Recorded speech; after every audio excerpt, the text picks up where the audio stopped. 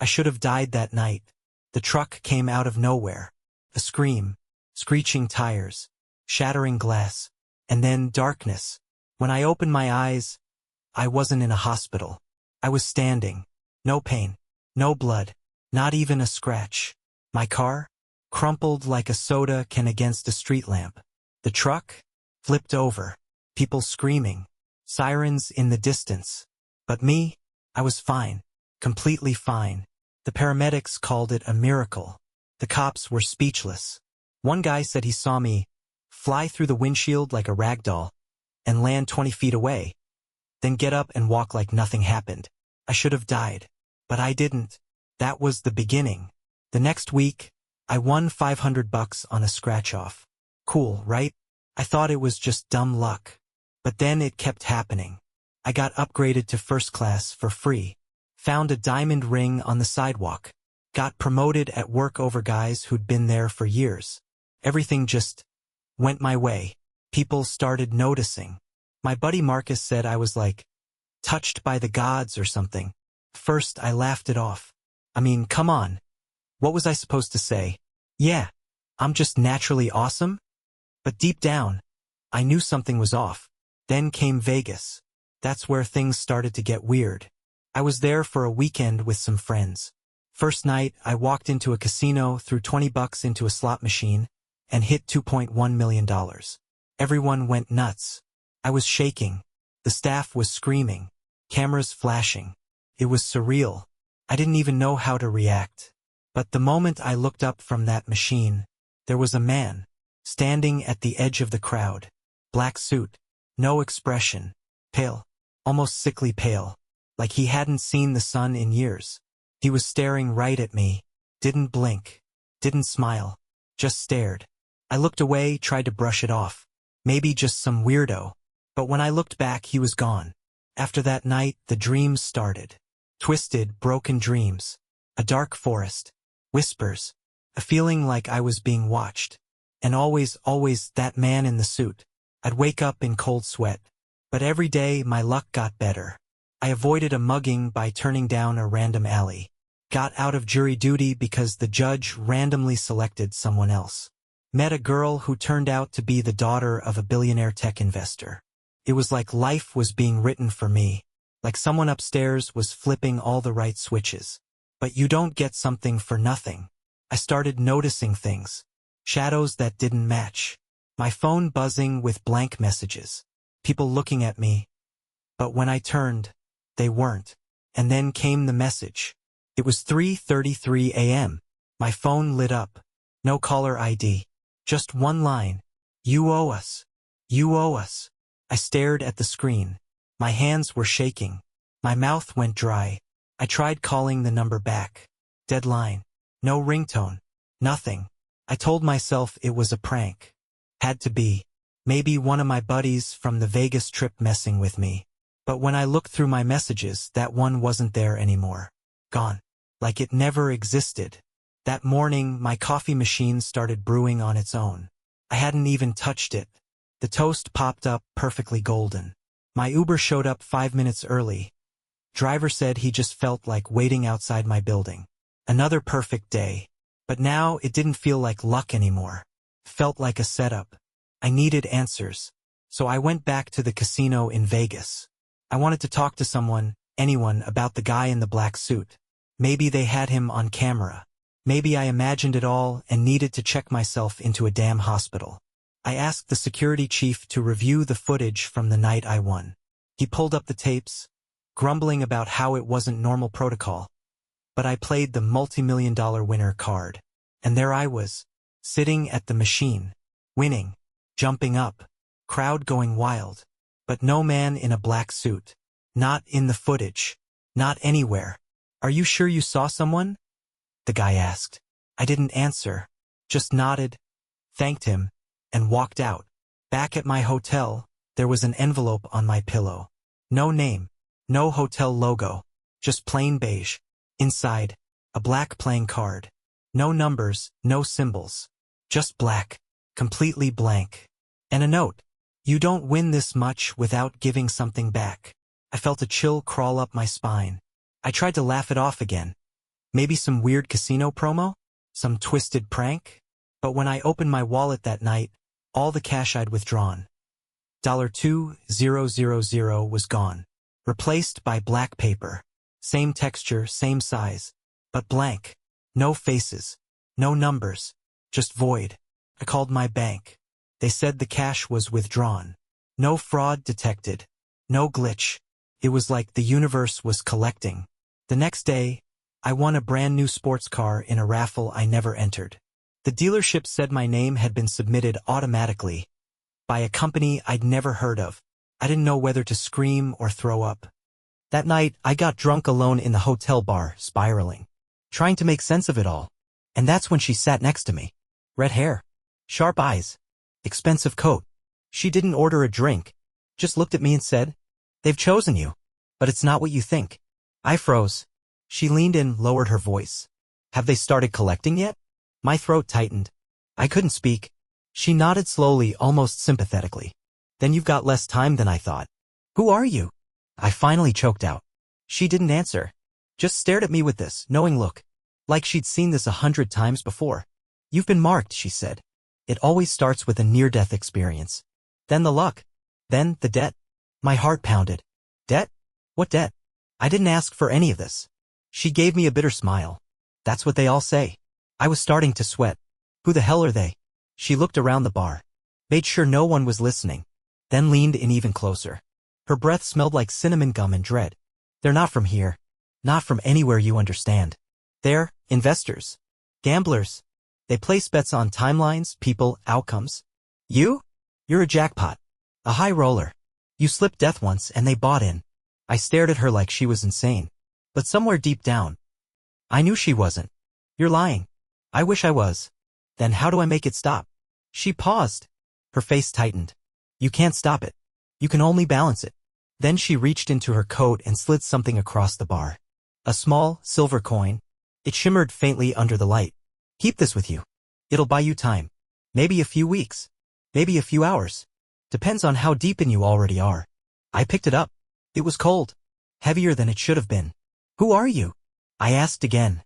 She stood, pulled her coat tight. "I was you. 10 years ago." And just like that she walked out. I didn't sleep that night. The dreams came back. Louder this time. The forest. The whispers. Faces in the trees. And the man in the black suit. He didn't just watch this time. He smiled. The next morning, my luck turned sour. I missed my flight despite arriving an hour early. My phone glitched out, wiped itself completely. I got locked out of my hotel room, and when I finally got back in, my suitcase was gone. The manager said I'd never checked in. It was like I was being erased. I clutched the silver coin in my fist so tight it left an imprint. That's when I decided I needed to find her again. The woman. The only person who seemed to get it. But when I went back to the bar, she was gone. Bartender said no one matching her description had been there that night. No redhead. No coat. No silver coin. I started wondering if I'd imagined her. But the coin was still in my hand. And it was getting warmer. I checked into a cheap motel on the edge of town. Turned off my phone. Closed the curtains. I needed to think. But the second I laid down, the TV turned on by itself. No remote. Static. Then, one single line of text appeared. "Balance must be paid." And then my face. On the screen. Grinning back at me. Except, I wasn't smiling. My own face. Staring back at me. Smiling like a damn psychopath. I jumped off the bed, heart slamming against my ribs. The screen flickered. Glitched. My eyes.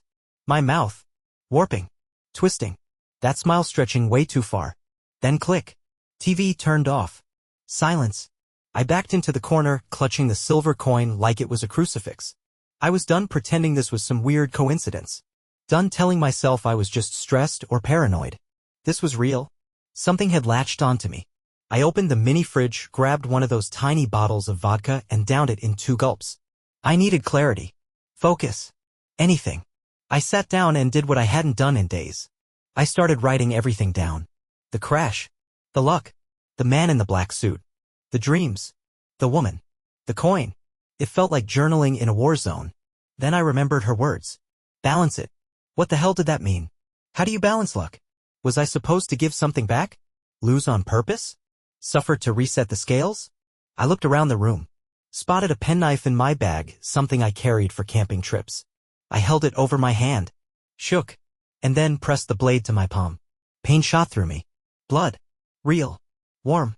I gasped. Dropped the knife. But something lifted. It was subtle, like a pressure that had been sitting on my chest for days suddenly released. That night, I slept. Dreamless. The first peaceful sleep in weeks. When I woke up, the silver coin was cool again. Neutral. The TV stayed off. I looked at myself in the mirror. Pale, tired, scarred, but me. It wasn't over. I knew that. But I'd learned something. Pain balances the scales. So I tested it. I started saying no to the luck. Refused a winning lottery ticket a stranger tried to give me. Declined a sudden job offer from a company I'd never applied to. Walked past a dropped wallet stuffed with hundreds of dollars. And every time I refused, things felt lighter. The static stopped following me. The shadows stopped whispering. The man in the black suit didn't show up for 3 whole days. But then I made a mistake. A big one. I met a woman named Elise. She wasn't like anyone else. Smart. Funny. Beautiful. The kind of person you don't walk away from. We went on 3 dates. Then 5. Then we were practically living together. I told myself she was real. That this was real. But deep down, I knew. She was too perfect. Too lucky. And one night, I woke up to find her standing at the edge of the bed. Staring down at me. Not moving. Not blinking. Just smiling. That same twisted smile from the TV. Don't ruin this, she whispered. I didn't sleep again for days. Don't ruin this. Her voice echoed in my head long after she went back to sleep. If she even slept. I lay there, eyes wide open, barely breathing. Every instinct screamed at me to run. But I didn't. I watched her chest rise and fall. Slow. Rhythmic. Too perfect. She looked peaceful. Beautiful, even. But that smile from earlier, it was burned into my brain. That smile wasn't hers. The next morning, she acted like nothing happened. Made breakfast. Wore my hoodie. Kissed me like usual. But her eyes. They were empty. I started testing her. Left my phone recording while I went to the store. When I played it back, there was nothing for the first few minutes. Then footsteps. Whispers. And a voice. My voice. But warped. Distorted. Like someone was wearing it like a mask. Saying things I never said. You belong to us now. She's the reward. Stop resisting. I dropped the phone. It cracked. Didn't care. I packed a bag, walked out, didn't say a word to Elise. That night, I slept in my car. Didn't dream. Didn't move. Didn't feel. In the morning, I got a message on my new burner phone. No number. Just a video. I tapped play. It was Elise. In our kitchen. Holding the silver coin. Crying. I told you not to ruin it, she whispered, looking straight into the camera. But you did. Then the screen went black. And one last message faded in. You gave back too much. The coin. I'd left it in the apartment. I sped back, heart racing, praying she was okay. That maybe this was just a hallucination. That maybe I hadn't already screwed everything up. When I burst through the door, she was gone. No sign of her. But the coin was on the kitchen counter. And it was black. Pitch black. Like it had been burned. I picked it up and screamed. It was ice cold. It froze my skin. I dropped it instantly. That night, everything turned. My car broke down in the middle of nowhere. My credit cards were declined, every single one. When I tried to withdraw cash, the ATM sucked in my card and shut off. I called my bank. No account under my name. Nothing. Like I never existed. I called my job. Disconnected. I called Marcus. His number didn't even ring. I was gone. Erased. And standing across the street. The man in the black suit. Smiling. Still not blinking. I yelled. Ran toward him. But he stepped back into the shadow of a building. And vanished. Like smoke. That's when I knew. I wasn't lucky. I was least. And my time was almost up. I didn't sleep. I couldn't. I sat in that broken down car until the sun came up, just staring out the windshield. No thoughts. No plans. Just fear. Not even normal fear, the kind you feel before a job interview or a breakup. This was deeper. Existential. Like something had its claws in my soul and was tightening. By noon, I started walking. No idea where I was going. Just moving. I needed answers. Or maybe I needed punishment. I wasn't sure anymore. I ended up in a rundown library 2 towns over. One of those old buildings that smelled like mold and time. I started Googling things like unexplainable luck. Supernatural debt. Man in black suit watches me. Most of it was garbage. Reddit threads full of jokes, YouTube videos with creepy music and pixelated photos. But then I found a post from 7 years ago. Just 3 lines. I was lucky once. Too lucky. Now they want it back. Don't accept gifts. Don't trust perfection. If you see the man in the suit, run. There was one reply. A user named balancekeeper47. It's real. I can help. Meet me in Detroit. Clock tower. Midnight. Bring the coin. Detroit. 4 states away. But I had nothing left to lose. I hitchhiked. Slept in alleys. Ate from gas station dumpsters. Every time I tried to pay for something, it glitched. Or the worker stared at me like I didn't exist. It was like the world was slowly rejecting me. I arrived in Detroit with a bruised rib and 1 working shoe. The city was ice cold. Dark. Bleak. Perfect setting for the end of the world. The clock tower stood in the middle of an abandoned square. Rusted. Cracked. Forgotten. I waited. 11:55 p.m. Wind picked up. 11:58. No one. Then footsteps. I turned. A man, late 40s, long coat, face like he hadn't slept in a decade. You brought the coin? He asked. I nodded and held it out. He didn't take it. Put it on the ground. I placed it on the concrete. It pulsed faintly. He knelt. Whispered something in a language I didn't recognize. And the coin shattered. Not cracked. Exploded. Tiny pieces scattered into the wind like black dust. He looked up at me, eyes wide. Too late, he said. They're done playing. Before I could ask what that meant, a sound, like 1,000 whispers and screams all at once. The sky rippled. Reality shuddered. And behind me, I felt it. Breathing. Slow. Cold. Wrong. The man backed away. You're past the trade window. There's only one way out now. I turned. And standing in the center of the square, Elise. Smiling. But it wasn't her anymore. Her skin shimmered. Shifted. Like something inside was wearing her. Ready to settle up, she said, her voice layered like 5 people speaking at once. I stepped back. But the ground behind me cracked open. And I finally understood. This was never about luck. It was about ownership. I stumbled back, staring into that thing wearing Elise's face. She smiled wider. Skin stretching. Eyes flickering between hazel, black, and something I swear had no color at all. You thought this was free? Her voice distorted mid-sentence. Like an old cassette melting in a microwave. You were ours the moment you stood up from that crash. Behind her, shadows were moving. Crawling across the pavement. No source. No shape. Just hunger. The man from the tower, balancekeeper47, he was gone. Vanished. Like he was never there. Of course. They let me come here. They were never trying to scare me. They were fattening me up. Every win. Every lucky break. Every perfect moment. It was bait. And I'd taken it. Elise took a step forward. I ran. Didn't think. Didn't plan. Just moved. Through the alley. Over fences. Into the freezing night. I ran until my lungs burned. Until my legs gave out. I collapsed under an overpass, bleeding, shaking, completely alone. I wanted to cry. But I couldn't. There was nothing left. Just cold. And silence. Until I heard it. Click. Click. Click. Footsteps. No shuffle. No hesitation. Just a steady, perfect rhythm. I didn't have to look. I knew. The man in the black suit. Closer now? I forced myself up. Faced him. My voice cracked. What do you want? He didn't answer. Just tilted his head. And held out a hand. In his palm, a die. 6-sided.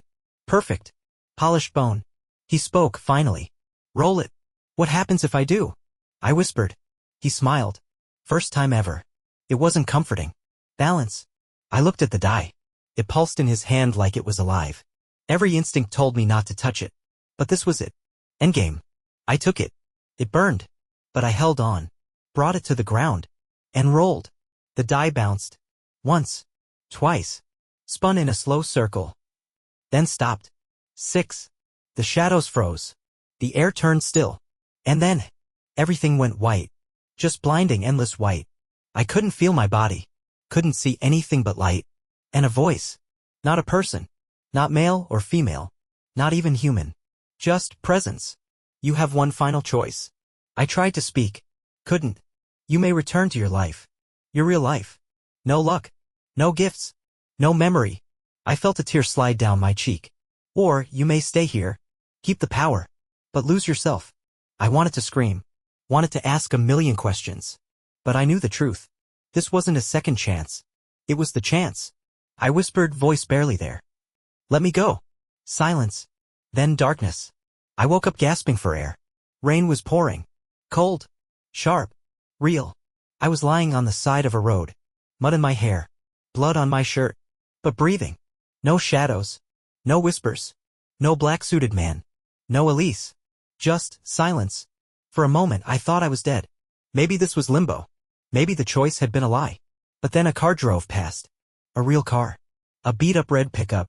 The driver honked. Gave me a confused look. And that's when I knew I was back. Really back. I stumbled into a gas station a few miles up the road. Looked like hell. Smelled worse. The guy behind the counter didn't flinch. You okay, man? I nodded. Voice hoarse. I think so. Need an ambulance or something? No. I just need to get home. He let me use the phone. I called Marcus. To my shock, he answered. Hello? It was his voice. Warm. Familiar. Alive. Marcus. It's me. It's E. Dude. Where the hell have you been? I've been texting you for weeks. Thought you ghosted or died or something. Weeks. I'd only been gone for days. Maybe time didn't work the same there. I didn't explain. Just asked him to come get me. 3 hours later, he pulled up. Same beat-up Toyota. Same sarcastic grin. Dude, you look like you crawled out of a grave. Pretty much. We didn't talk much on the way back. Just music, the hum of tires, the occasional glance. When I got home, everything was normal. My apartment. My job. My bank account. It was like nothing had happened. Like the world had hit reset. I checked the drawer where I kept the silver coin. Gone. I checked my phone. No weird messages. No glitched out photos. No whispers. Just silence. For the first week, I didn't trust it. I waited for the TV to turn on by itself. For shadows to crawl back out. I slept with the lights on. Barely ate. Watched every face on the street like it might peel off. But nothing came. No luck. No gifts. No Elise. Just real life. And God, it was hard. Bills piled up. My job sucked. My car broke down twice. I had to work for everything again. But it was mine. I bled for it. And no one could take it this time. Still. Some nights I hear things. A flicker in the corner of my eye. A static hum from the TV. And I wonder. Did I really escape? Or are they just waiting? 2 months. That's how long the peace lasted. 2 whole months of normalcy. I went back to work. Repaired my credit. Started jogging again. Life was dull, gray, ordinary, and for the first time in forever, I loved it. No mysterious winnings. No impossible promotions. No Elise. No man in the black suit. Just me. Living. And then the envelope came. No name. No stamp. Just sitting on my kitchen table when I came back from work. The door had been locked. No sign of a break-in. I stared at it for a full 10 minutes before touching it. My hands were shaking. Inside one thing. A photo. Of me. Asleep in my bed. Taken from the foot of the mattress. Timestamped. 3:33 a.m. Same night I thought I'd had a dream about someone watching me. I dropped the photo. My knees buckled. They were back. Or maybe they never left. I didn't sleep that night. I sat on the floor holding a kitchen knife, waiting for something to come through the walls. But nothing did. Next morning I tried calling Marcus again. Disconnected. I texted. Message failed. I searched him on social media. His profile's gone. Like he'd never existed. I called our mutual friend Derek. Who? He asked. Marcus. Marcus Bennett. We used to hang out every Friday, Vegas last year. Silence. There's no Marcus in our group, man. You okay? I dropped the phone. Hands trembling. They were cleaning up. Scrubbing away anyone connected to my past. I ran to my old journals. The one I used during everything. Gone. The drawer was empty. I opened my email. Every draft. Every message. Wiped. The coin. The suit. Elise. The crash. All of it disappearing. And that's when I understood. They weren't punishing me. They were rewriting me. One day at a time. I was being erased. From the inside out. I had one option left. Run. Not from them, but toward them. Back into the fire. Because if they were going to take everything, I needed to find out why. I booked a bus ticket. Destination, New Orleans. Why? No idea. I just felt it. Like something buried deep inside me knew that's where it started. And where it had to end. That night on the bus, I had another dream. But this time I wasn't in the forest. I was in a room. Dark. Quiet. A mirror on the wall. And in the reflection. Not me. Them. All of them. Elise. The man in the suit. The twisted smile. All watching. And in perfect unison, they said, "We never left. We were waiting for you to come back." New Orleans was wet. Not just rainy drenched. Like the whole city had been crying for weeks. The air was thick. Heavy. Like it knew I was coming. I stepped off the bus with nothing but a backpack and paranoia. No plan. No address. Just a gut feeling pulling me through those broken streets. I wandered for hours. Past jazz clubs and boarded-up buildings. Past people who looked at me like they recognized something I didn't know I was wearing. Then I found it. Or maybe it found me. A building on Rampart Street. Cracked stone. Iron gate. No sign. No windows. But I knew. This was it. I pushed the gate open. It screamed. Inside, dust, candles, silence. And one woman. Gray dreadlocks. Gold eyes. Skin like old leather. Sitting behind a table covered in bones, feathers, and something I really hope was just wax. "You came back," she said without looking up. I didn't speak. Couldn't. She lit a candle. The flame burned black. "You were marked the night you cheated death. They don't like balance being broken." I sat across from her. "Who are they?" I asked. She finally met my eyes. "They have no name. No shape. They are the weight behind coincidence. The architects of karma. They lend fortune like currency. But when it's time to collect, there's only blood." My skin crawled. "Then why me?" "You fell through the cracks," she said. "Your death was meant to happen. When you survived, they saw potential. Profit. A soul out of place is valuable." I clenched my fists. "How do I stop it?" She smiled. "You don't. But you can offer a trade." My blood ran cold. "What kind of trade?"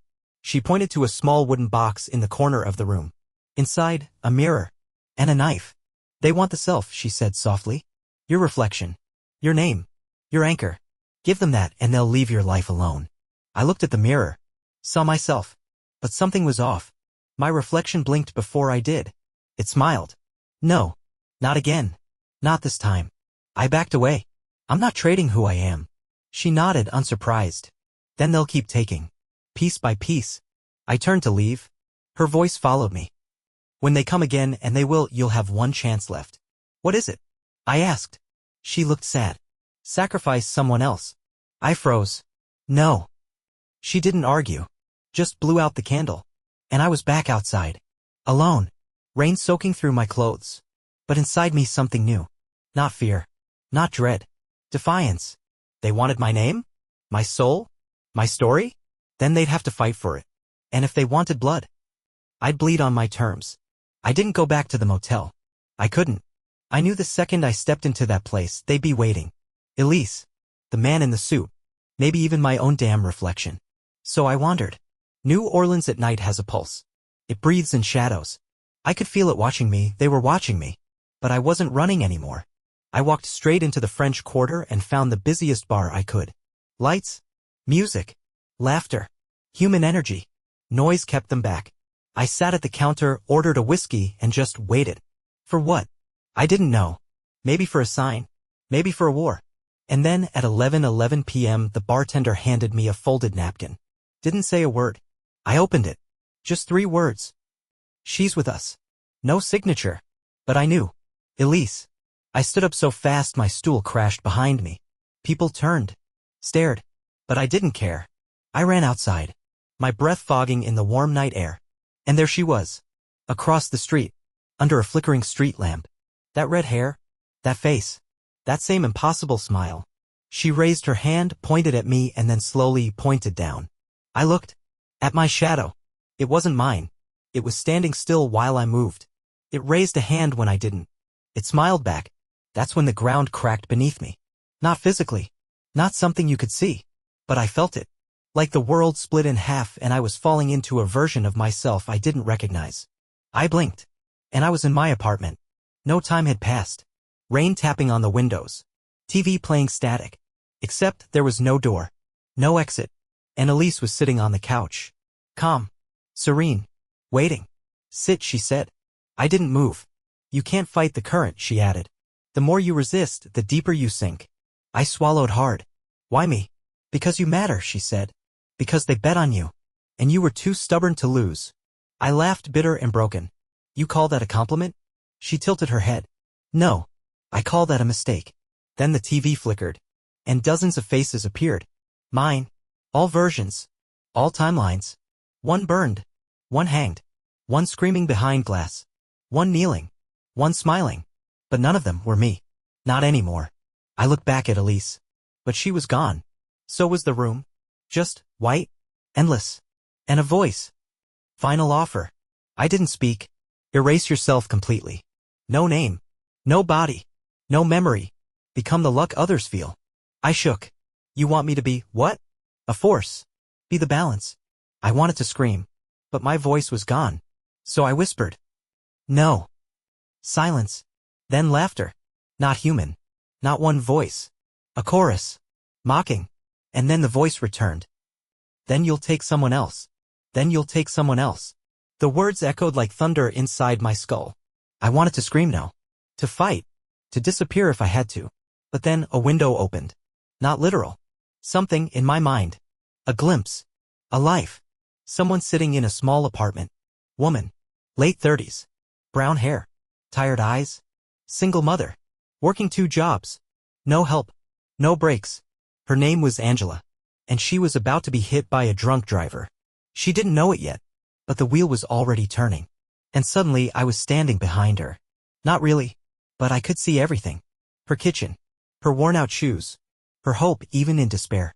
And the voice came again. Take her place. Push her forward. Let her live. And you go under. I swallowed. This wasn't a death sentence. It was a trade. She gets the miracle. I become the ghost behind it. Luck again. But this time not mine. I'd become the deal. Forever. I watched her kiss her kid on the forehead. Pick up her bag. Head for the door. And I felt the clock tick. I had seconds to choose. Seconds before impact. The moment. Choose. The voice hissed. I closed my eyes. And jumped. Not physically. But completely.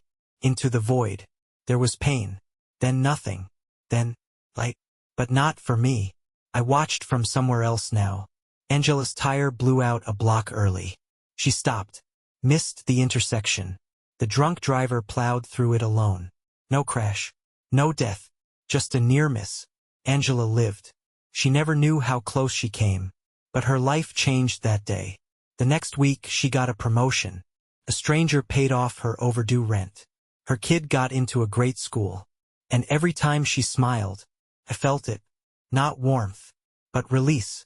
I wasn't me anymore. But I was still something. A whisper. A breath of luck. A coin landing heads when it needed to. A bus running a minute late to save a life. A job offer in the nick of time. I was balance. And for a moment, that was enough. But then, I saw him again. The man in the black suit. Walking past Angela on a crowded street. And he looked straight at me. Smiled. Nodded. See you soon, his lips said. Because even luck doesn't last forever. And balance? Balance always demands a price. I thought it was over. Thought I'd escaped. Paid my dues. Traded my soul for hers and finally, tipped the scales back. But I was wrong. So wrong. Because even as a ghost, even as luck itself, I could still feel him. The man in the black suit. Not just watching, hunting. And worse, I wasn't the only one. There were others. Drifting through the world like I was. Flickers of old selves. Memories trapped in the cracks between seconds. I saw them. A man who used to be a firefighter. Now the voice in the wind that whispers, wake up, before a house catches fire. A woman who once won the lottery. Now condemned to guide strangers to misplace their wallets before walking into dark alleys. We were remnants. Pieces of broken deals. Carried like pocket change by forces we couldn't see. Angela's life blossomed. Her child thrived. Good things kept falling into her lap. And every time they did, I felt a piece of myself fade. Like my existence was burning to fuel her second chance. And I was okay with that. I chose it. But then, he came back. I felt it before I saw him. A pressure in the air. A tear in the thread of reality. Angela was driving again. Highway. Calm. Music playing. And on the side of the road, there he was. Thumb out. Black suit. Black eyes. No face. just void. Her foot twitched on the brake. I screamed. No sound. No power. I was nothing. But she slowed down anyway. Rolled down the window. Need a ride? No. No, no, no. He smiled. Climbed in. Sat beside her. And for a split second, she looked straight ahead. Then right into the rearview mirror. And said, "You." She saw me. Not my face. Not my body. But something. Recognition. A whisper of what I used to be. And for a moment, I was real again. He turned to her, placed a hand on her shoulder, and said, "You've been living on borrowed time." I pushed, harder than I thought I could. Through the veil. Through the cracks. Through the gap between luck and fate. I forced my way into the car. The mirror shattered. She screamed. He turned to me, eyes blacker than the space between stars, and smiled. "You want to play again?" I didn't speak. I grabbed him, and for the first time he flinched. Flesh met flesh. Power met power. We both burned. The car veered off the road. Spun. Silence. Darkness. Then Angela gasping. Crawling out. Alive. But he was gone. And so was I. Again. There was nothing. No sky. No ground. Just black. Endless. Cold. But I was awake. Not alive. Not dead. Just aware. A flicker. A whisper. Presence. I didn't know where I was. But I knew who I was. And that meant I could still fight. Time didn't pass here. There were no seconds, no hours. Only moments. One blink. Then another. Then a voice. Not his. Hers. "Elise. I told you not to ruin it," she whispered again. I turned, though I had no body, and there she was. But this wasn't Elise. Not the one I loved. Not even the thing that wore her skin. This was something older. Something ancient. "Why me?" I asked. "You were open," she said. "Cracked. You questioned everything. That's all it takes. To be chosen? To be seen." She walked in slow circles around me, even though space had no meaning here. "You were given a chance most people would kill for. Luck, power, freedom from consequence. And a debt I never agreed to." She smiled. "No one ever does. That's what makes it pure." I could feel it now. There were others here. Millions. Floating in this void. Flickering between who they were and what they'd become. "Where is he?" I asked. "The man in the suit." She tilted her head. "He's not a man." "Then what is he?" "A consequence." Then she leaned in, whispering like ice in my ear. "And you're starting to become one too." That hit me harder than I expected. Not a victim. Not even a survivor. But a force. Just like him. I was drifting. Not fading, but transforming. Into the thing that balances stories like mine. That punishes those who steal fate. That delivers pain in exchange for undeserved joy. I was becoming him. Unless I stopped it. Unless I chose another path. "Is there a way out?" I asked. She hesitated. "There's always a cost. I've paid everything." She looked almost sad. "No. You've only paid what you value. Not what they value. And what do they want? Belief." That stopped me. "What?" "They feed on belief. On stories. On fear. The more you believe in them, the more real they become." I stared into the dark. "And what happens if no one believes in them anymore?" She smiled. "Then they starve." And that was it. My way out. Not through fighting. Not through trading souls. But by breaking the story. By telling the world what happened. And forcing them to choose whether to believe it. Because belief is currency. And I was about to bankrupt them. I woke up in a hospital bed. No lights. Just the low hum of machines and the faint scent of antiseptic. Beeping. Pulsing. Alive. I touched my chest. Felt ribs. Skin. Wires taped to me. A nurse noticed through the glass and rushed in. "Oh my God, you're awake, hold on, let me get the doctor." I blinked. Confused. Raw. "Where am I?" "New Orleans General," she said. "You were in a crash. We didn't think you'd make it." I wanted to laugh. Didn't think I'd make it? That was the least strange part of my week. The doctor came in next. Questions. Tests. Talking like I was some kind of miracle. Apparently, I'd been in a coma. 3 days. Car crash. No ID. No emergency contact. But no broken bones. No internal damage. Just a deep sleep and a name they couldn't find in any database. Because by now I didn't exist. Not officially. Not digitally. But I was back. And I had work to do. The moment I got discharged, I went off-grid. Again. No phones.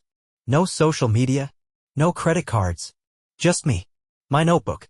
And a goal: break the story. So I started writing. Everything. From the crash to the black coin. Elise. The whispers. The man in the suit. Angela. The die. The void. The offer. The choice. And the truth: they only exist because we believe in them. So I built a website. Anonymous. Untraceable. I published everything under one headline. I was never lucky. I was owned. The story spread like wildfire. Reddit. TikTok. Conspiracy forums. Thousands read it. Some laughed. Some called it creepypasta. Some said I needed help. But a few believed. They emailed me. Told me their own stories. Weird dreams. Black-suited figures. Deals they never made. And the more we talked, the more they started fading. Not the people. Them. The watchers. The voices. The man in the suit didn't show up for days. Then weeks. Until finally, I stood in front of a mirror. And I was alone. Truly. No whisper. No flicker. No smile behind the glass. But the world isn't safe yet. Because belief spreads like fire. And I know he's still out there. Waiting. Watching. Looking for the next cracked soul. The next person who cheats death. Who wins one too many times. Who feels like the world is finally going their way. That's when he knocks. Not with fists. But with coincidence. Luck. Charm. And a smile that feels like a gift until you realize it's a bill. So if you're reading this, ask yourself. When's the last time something too good to be true just happened to you? Think twice. Because luck isn't free. It's a contract. And sooner or later, they always come to collect. It was working. People were waking up. The more the story spread, the more cracks formed in the grip they had on us. They fed on silence. On secrets. On whispers in the dark. But now we were shouting. And it was killing them. I could feel it. For the first time since that night, the crash, I felt free. But that's the thing about parasites. They don't go quietly. One night, I got an email. No subject. No sender. Just a link. I clicked. A video. Grainy. Black and white. It opened on a familiar face. Marcus. Sitting in a dark room. Eyes wide. Breathing heavy. He looked like he hadn't slept in weeks. Then he leaned in, close to the camera, and whispered. They're in the story now. It's not safe anymore. The screen glitched. Cut to static. Then another face. Angela. Her lips moved but no sound came out. Then her image froze. And behind her, he appeared. The man in the black suit. Closer than ever. Eyes like voids. Smile stretched. And then he looked at me. Right through the screen. And whispered one word. Traitor. My laptop shut itself down. Sparks. Smoke. Gone. I ran. Grabbed my notes. Burned my hard drives. Started moving again. I stayed in hostels. Slept in terminals. Left no trail. But they found me anyway. Not him. Them. The believers. Some wanted help. Some wanted out. But a few? A twisted few? They wanted in. People who had read the story and liked what they saw. The power. The luck. They thought they could make their own deals. Where do I sign? One girl asked me, smiling like it was a joke. Another guy followed me for days. Left black coins in my motel drawers. They didn't understand. This wasn't a game. It was a curse. A system that fed on desire. And now, because of me, it was spreading again. I gave people the truth. But I also gave them the idea. The possibility. And that was enough. So I changed tactics. I started dismantling the site. Post by post. Thread by thread. Not because I regretted it. But because I knew now. The only way to truly kill the story. Was to finish it. Put an end to it. A final chapter. No sequel. No whispers. Just silence. And to do that, I had to go back. To the beginning. To the crash. To the place where I cheated death. And invite it again. I returned to the place where everything started. The intersection. That cursed stretch of asphalt where metal met fate. The street lamp was still bent. The scorch marks still faintly visible on the curb. They'd replaced the guardrail. But I remembered every inch of it. Felt like standing on a grave. My own grave. And maybe it was. I stepped into the middle of the road. Midnight. No traffic. Rain started to fall. Of course it did. I stood there, soaked, staring into the night, and whispered, "Come get me." I waited. The air grew cold. Still. Wrong. Then headlights. Far down the road. No engine sound. Just light. Coming fast. Straight toward me. I didn't move. Couldn't. It was like my body knew. This was it. The only way to close the loop. The lights got closer. Closer. Then gone. They blinked out like someone flipped a switch. And I was in the dark again. But I wasn't alone. He was behind me. I turned. The man in the black suit. But something was different. He wasn't smiling. He looked tired. Faded. Like I wasn't the only one unraveling. "You brought too many eyes," he said. His voice was dry. Cracked. "You broke the spell. Told the story." I nodded. "Good." He stepped closer.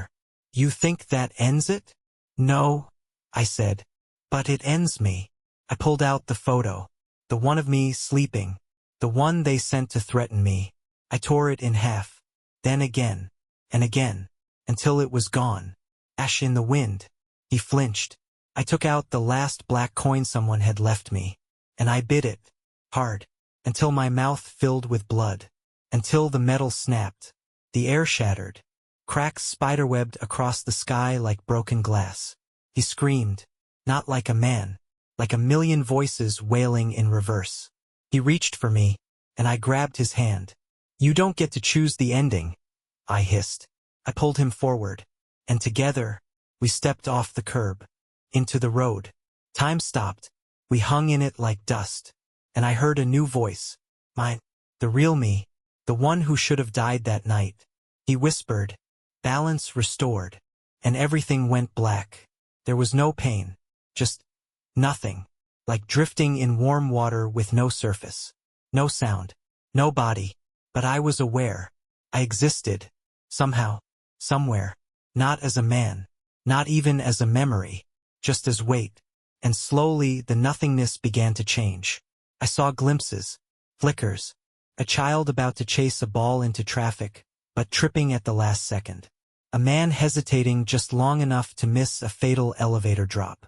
A woman stopping to tie her shoe before a collapsing scaffold hits the sidewalk.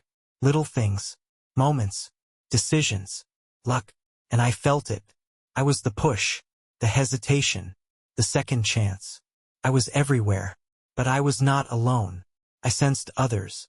Familiar threads of consciousness. Angela. Marcus. Even the woman from the bar, the one with the coin. They were still part of it. Like echoes woven into the design. And he was there too. We weren't enemies anymore. We weren't even separate. We were balance. Two halves. Luck and consequence. Chaos and correction. Not good. Not evil. Just necessary. The story had ended. But the cycle, that would go on. I watched people. Laughed when they blamed bad luck for a lost job. Smiled when a dropped wedding ring was found just in time. They'd never know it, but I was there. In the shuffle of cards. In the coin toss. In the missed bus that saved a life. I had become something I spent my whole life trying to escape. The thing behind the curtain. The dealer. But this time there was no deception. No tricks. No contracts. Only choice. And belief. Sometimes I reach out. Drop a black coin in a subway grate.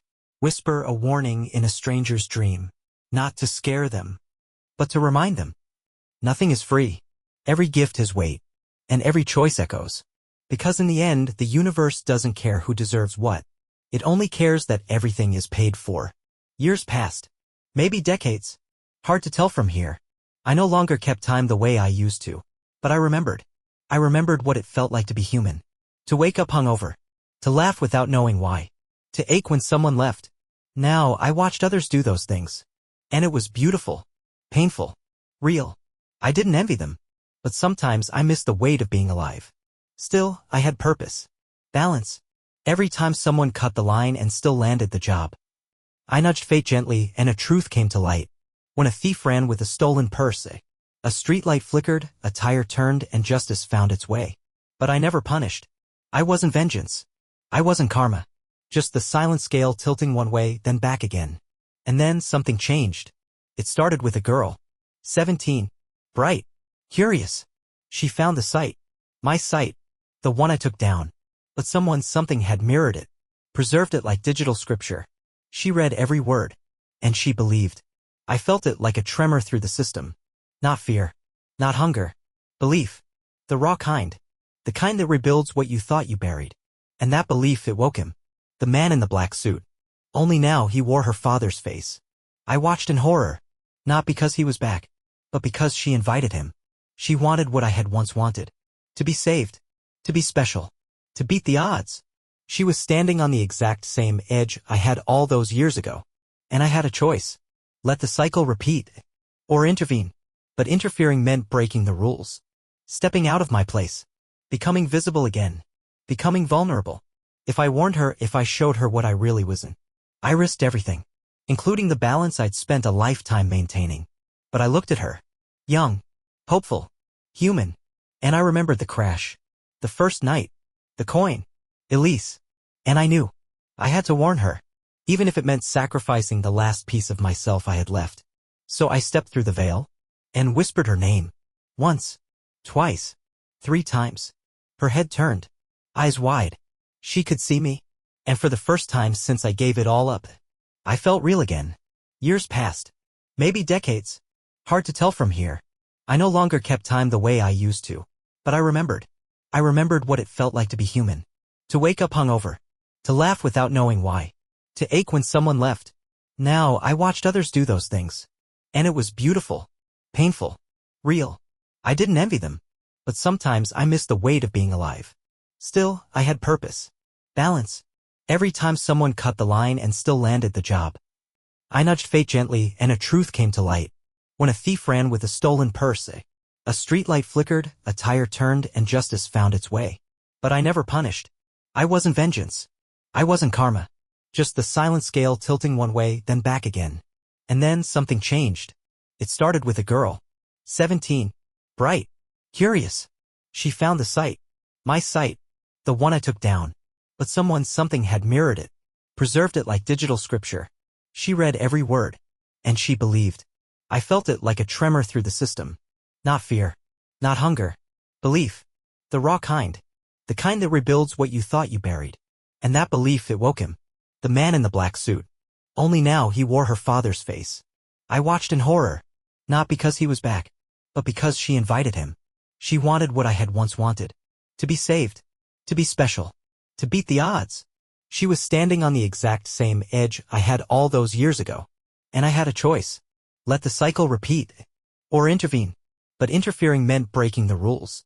Stepping out of my place. Becoming visible again. Becoming vulnerable. If I warned her, if I showed her what I really wasn't. I risked everything. Including the balance I'd spent a lifetime maintaining. But I looked at her. Young. Hopeful. Human. And I remembered the crash. The first night.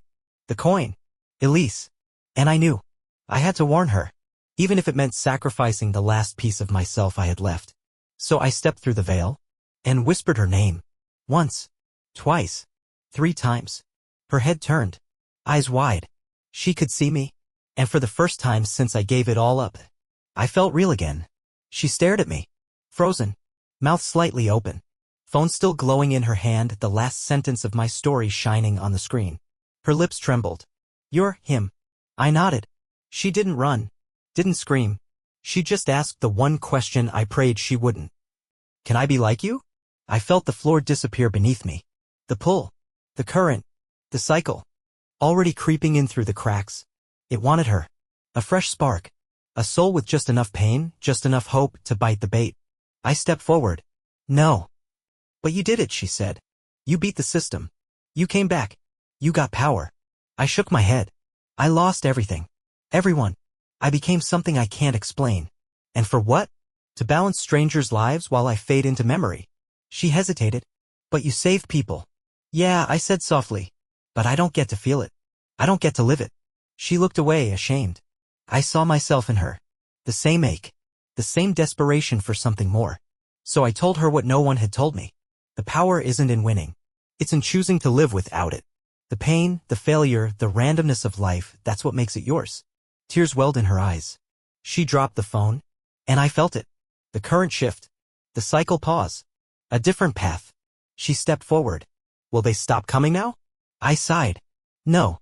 Not for everyone. But for you, yes. Because you chose not to believe the lie. Behind her, the man in the black suit began to fade. Slowly. Crumbling like ash in the wind. He looked at me. And for the first time, he looked afraid. Then he was gone. I disappeared again after that. Back into the space between things. Lighter than before. Quieter. But not empty. I'd done it. I broke the cycle. Not by destroying it. But by changing the ending. Not everyone who gets lucky is doomed. Not everyone who loses is cursed. There's always a moment. One breath, 1 second, where you get to choose. And sometimes the bravest thing you can do is walk away from the deal.